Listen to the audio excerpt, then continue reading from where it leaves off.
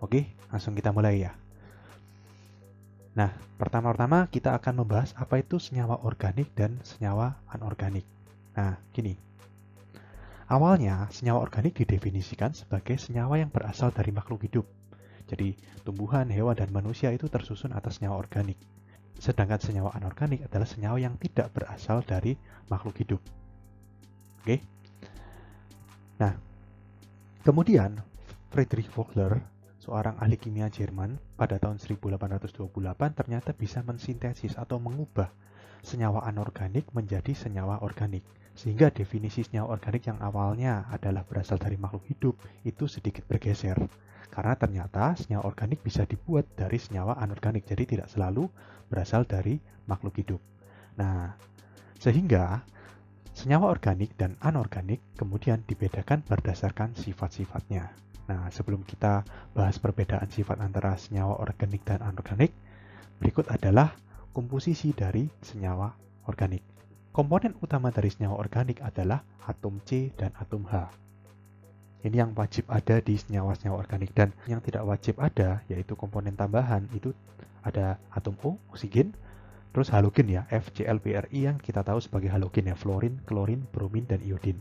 Selain itu juga terkadang senyawa organik mengandung belerang atau S dan fosfor atau P. Nah, berikutnya ini adalah tabel perbedaan antara senyawa organik dan anorganik. Tadi kan definisinya berkembang, yaitu senyawa organik dan anorganik dibedakan berdasarkan sifat-sifatnya. Yang pertama adalah stabilitas terhadap pemanasan. Senyawa organik itu cenderung kurang stabil jika dipanaskan, dan senyawa anorganik itu lebih stabil. Selain itu, titik cair dan titik didih. Titik cair ini sama seperti titik leleh ya. Kalau senyawa organik relatif lebih rendah dan senyawa anorganik itu relatif lebih tinggi. Kemudian, perbedaan yang ketiga adalah kelarutan dalam pelarut-pelarut polar. Ya, pelarut polar itu contohnya seperti air. Senyawa organik itu tidak larut. Ya, sebagai contoh, salah satu senyawa organik yang paling umum adalah minyak atau bensin. Ya, itu kan tidak larut dalam air. Sedangkan senyawa anorganik itu umumnya larut dalam pelarut yang polar. Nah, kebalikannya, kelarutan dalam pelarut non-polar, senyawa organik itu relatif larut. Sedangkan senyawa anorganik itu relatif tidak larut. Jadi kebalikannya ya. Kemudian tipe ikatan kimianya, kalau senyawa organik itu pasti kovalen karena dia non logam semua ya. Kalian sudah belajar di kelas 10 ada dua macam ikatan kimia, yaitu ikatan kovalen dan ion. Kalau kovalen itu ikatan yang terjadi antara sesama unsur non logam, sedangkan senyawa anorganik itu ikatan kimianya sifatnya ion.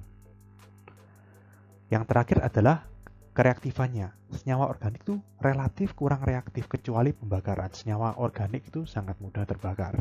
Ya, contohnya bensin, minyak, dan sebagainya itu malah digunakan sebagai bahan bakar. Sedangkan anorganik itu relatif lebih reaktif. Oke. Berikutnya kita akan membahas karakteristik atau keunikan atom karbon. Mengapa atom karbon? Tadi di depan sudah dijelaskan bahwa komponen utama dari senyawa organik adalah atom C atau karbon.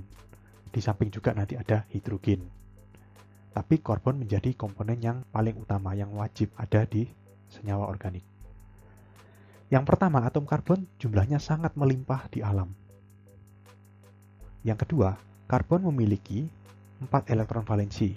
Kalau kalian lihat di sistem periodik ya, karbon terletak di golongan 4A.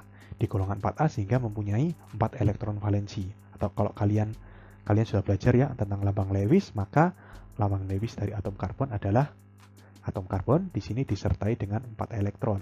Ada 4 elektron valensi. Nah, 4 elektron valensi inilah yang digunakan oleh atom karbon untuk berikatan. Nah, berikutnya atom karbon berukuran kecil sehingga mudah berikatan. Yang keempat, atom karbon bisa berikatan dengan sesama atom karbon lain. Nah, jadi misalkan nih, kalau atom karbon berikatan dengan atom karbon lain, seperti ini contohnya. Nah, kalau kalian lihat di sini, atom karbon kan 4. Untuk bisa oktet, maka atom karbon harus mengikat 4 atom lainnya di sekelilingnya. Di atas harus 1, di kiri 1, di bawah 1, di kanan 1. Jadi, kalau dia hanya mengikat 1 atom C lainnya, maka sisanya diisi oleh H. Jadi, struktur bangunnya seperti ini. Nah, kurang lebih seperti ini juga, seperti ini. Ngerti ya? Jadi istilahnya ikatan antara atom karbon dengan karbon atau karbon dengan hidrogen saya sebut dengan tangan. Jadi Nanti di berikutnya kalau saya bilang tangan ngerti ya artinya ya. Artinya tangannya karbon itu harus 4. 1, 2, 3, 4. Kenapa kok 4? Biar oktet. Karena atom karbon kan punya 4 elektron valensi. Untuk bisa 8, bisa oktet dia butuh 4 lagi. 4 ini didapatkan dengan berikatan dengan atom lain. Bisa C, bisa H, bisa juga O atau Cl dan lain-lain. Oke. Nah, bentuk yang seperti ini itu biasanya disingkat. Bentuk yang seperti ini biasanya disingkat. Gimana singkatnya? CH3 strip CH3. Jadi H yang melekat atom karbon itu langsung disingkat menjadi H3. Di sini ada 3 atom H juga, disingkat menjadi H3. Ini bentuk yang lebih singkat. Oke.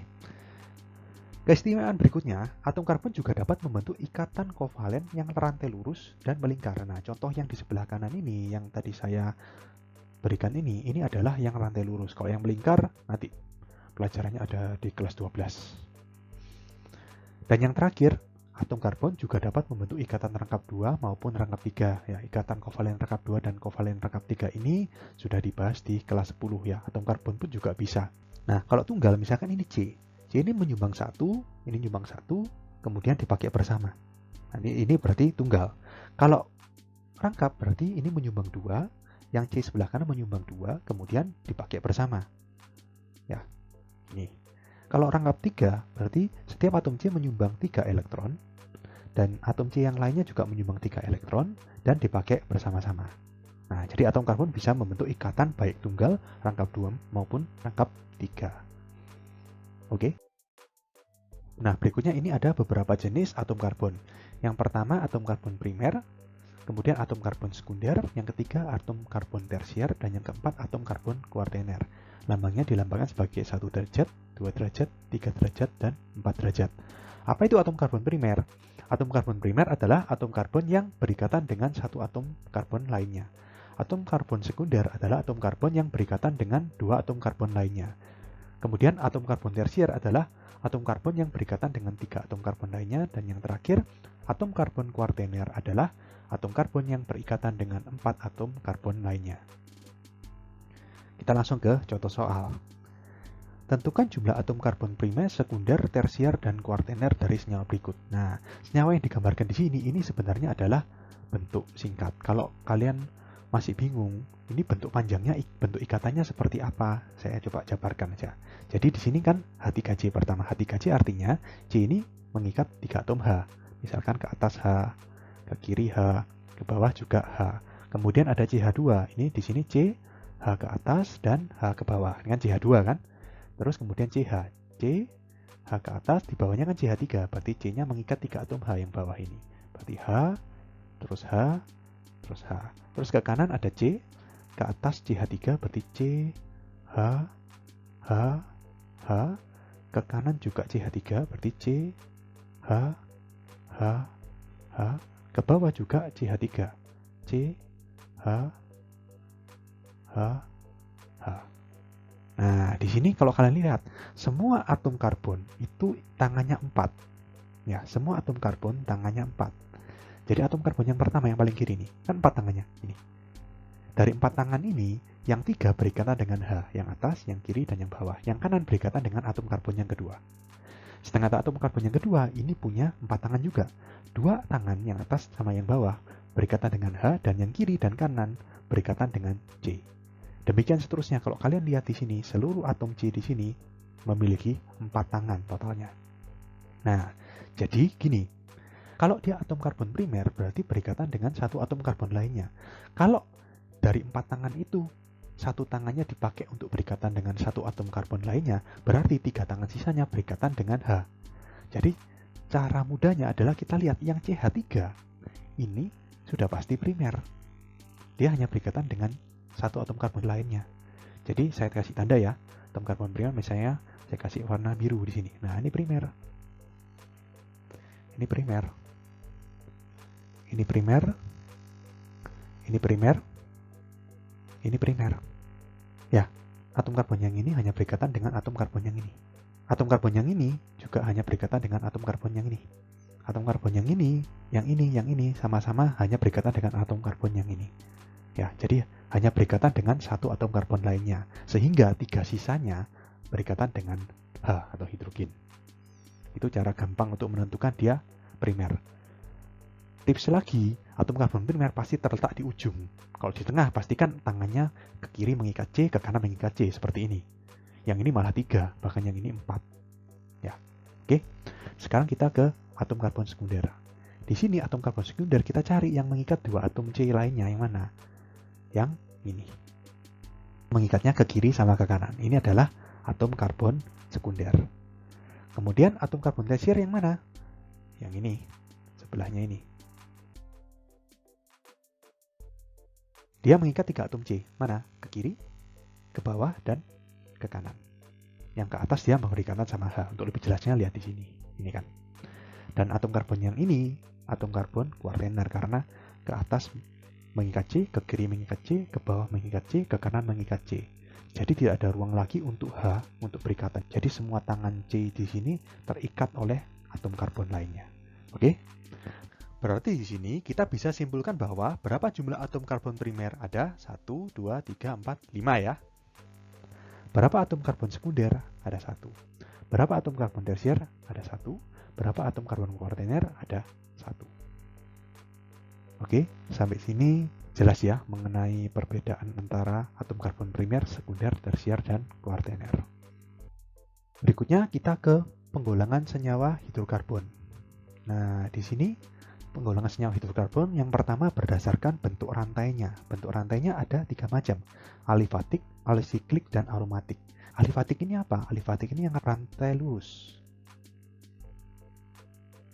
Kalau alisiklik ini yang rantai melingkar.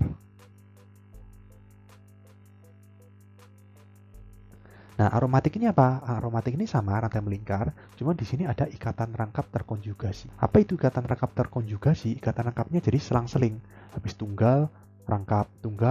Jadi ini misalkan tunggal, terus rangkap, terus tunggal, terus rangkap, dan seterusnya. Nah, ini untuk hidrokarbon yang alisiklik dan aromatik itu ada di kelas 12. Jadi kita ini khusus yang rantai lurus atau yang alifatik.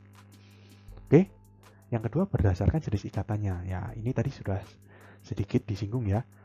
Ada yang ikatan tunggal, ada yang ikatan rangkap 2 dan rangkap 3. Kalau ikatan tunggal itu disebut hidrokarbon jenuh. Kalau ikatan rangkap 2 dan rangkap 3 disebut hidrokarbon tidak jenuh karena masih bisa diadisi atau ditambah. Oke, sekian untuk video kali ini. Thank you for watching. Jika kalian suka, silahkan like dan share video ini. Jika ada saran, kritik, dan masukan, bisa kalian tulis di kolom komentar. Sampai jumpa di video selanjutnya.